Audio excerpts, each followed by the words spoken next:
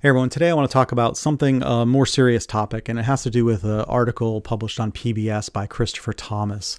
This article is talking about inclusivity in role-playing games, and I think it's important that I take a moment to talk about some of what was in this article and make sure it's clear on where I stand on some of these things.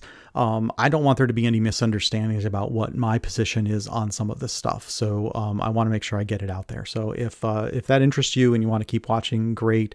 If not, then this might not be the video for you. So, but the article itself was talking about really a few things. One, the historical problems with D&D, in particular surrounding race and its approach to it. Then it talked about some of the things that were going on now with Dungeons & Dragons and other role-playing games and how they're dealing with inclusivity. And then there was a little mention about what old school Renaissance is, and I have a different take on it than what they had in this article, so I want to make sure I share those thoughts. The first thing I want to have right off the bat is talking about inclusivity. And inclusivity is things that is super important. I think it's absolutely critical that we always be striving to make our games or our jobs or anything that we're doing more inclusive of everybody. Everybody needs to be welcomed. Everybody needs to feel that they have a seat at the table, a gaming table, a boardroom table, whatever it is.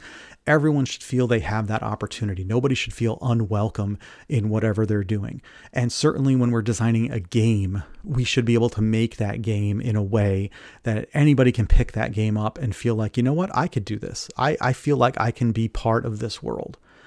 And the key thing for me is that we have to keep learning from the mistakes that we've made. You know, historically, D&D has had some things, and I'll talk about that in a second, with inclusivity, but we learn from that. And just like we learn from anything, we learn that lead in paint is not a good thing, so we stop putting lead in paint. We learn that asbestos and insulation is not a good thing, so we stop putting asbestos and insulation. We learn that you shouldn't treat people a certain way, and so we stop treating people that way. And we learn and we do better. And the steps that are being taken to make role-playing games more inclusive are the right steps. Each individual choice might not be the right choice. We may make mistakes along the way, but the direction, the intent of moving towards a game where it's more inclusive is always going to be the right choice. And I fully support all those efforts to do that. I am not one to get hung up on the fact that you used to get a +2 bonus if you wanted to be a dwarf, but now you don't get the +2 bonus, and instead any race can get that bonus. So what? Who cares? That's my feeling on it. If it makes the game more inclusive, wonderful. Let's do it. Let's move on. The next thing that they covered in the article is the historical problems with Dungeons & Dragons. So obviously, with my channel being about the old school stuff, I spend a lot of time looking through the materials from original D&D and on up to the present. And I have all the PDFs of all those, or physical copies of some of them. And it does not take long when you're looking at those things to see some of the problems with them. There is a lot of stuff in those books that would not fly today if you were putting a game together. And it's no secret that Gary Gygax, in interviews that he had with people, talked about his feelings on certain things.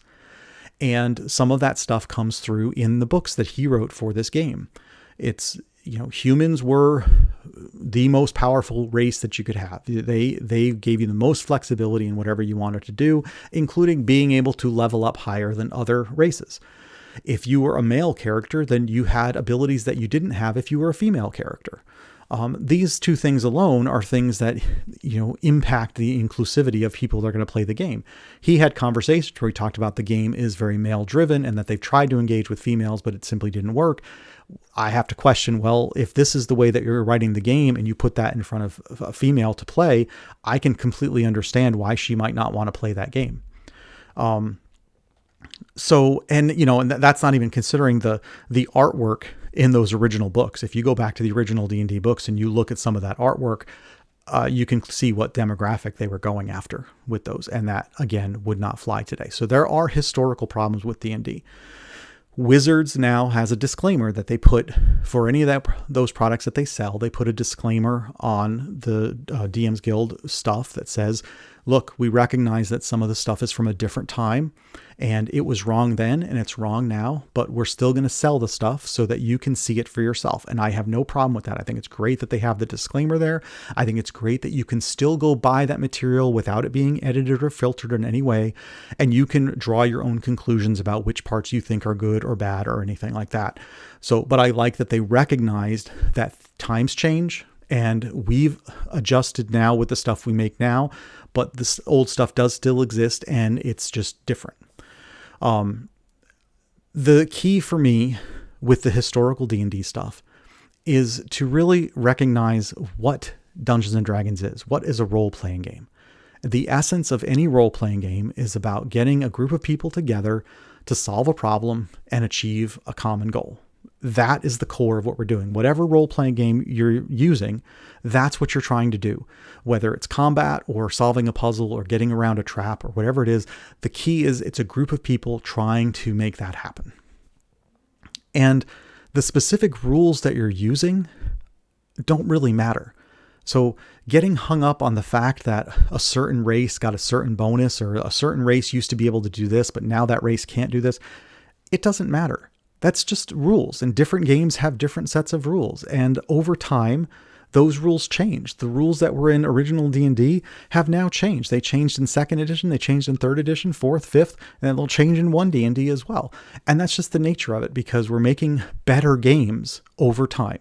And if we're going to go and try to hang our hat on the most important part of Dungeons and Dragons is the fact that a race used to be able to do this, then we're fixating on the wrong part of the game.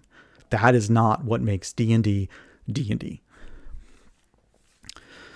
The last thing that I wanted to cover is the mention that they have in the article, and I will put that link to the article in the description if you're interested in reading it. They have a mention about old school Renaissance, and they make a statement in the article talking about what old school Renaissance is.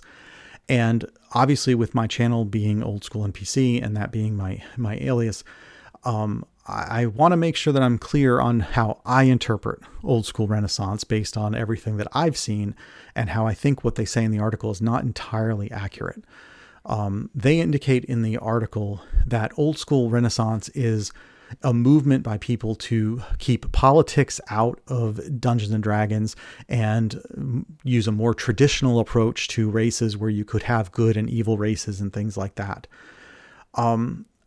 I don't think that's accurate. I feel that old school Renaissance is more about a style of play. It's about embracing the parts of the game from the early days where it was more about a dungeon master having control over putting together a campaign and putting problems in front of the party, where the people at the table had to use their creativity and their imaginations to try to solve these problems. Through role-playing and improvisation, and there was a lot of ad hoc rulings that would come in, a lot less mechanics-based and more about the people at the table driving the campaign. And that to me is the style of play that I think is old school Renaissance. And the notion that the old school Renaissance is really about these specific racial attributes and tropes and things like that, I don't know that that's true. I feel like that, yes, there probably is a subset. I know I have seen some people that claim that those are the most important parts of D&D. I saw the stuff going on with like the TSR lawsuits about the trademark and what those people stand for that I do not agree with. And I can see that there are people that are trying to claim that that is the key part of Dungeons and Dragons and hang on to that stuff. And I think it's misguided. And I also think it's a subset of the people that are fans of the old school editions of the game. I think most people are capable of pulling out the really best parts of those games and applying those to the current editions of the games and leaving behind the stuff that is problematic that just simply is not appropriate anymore.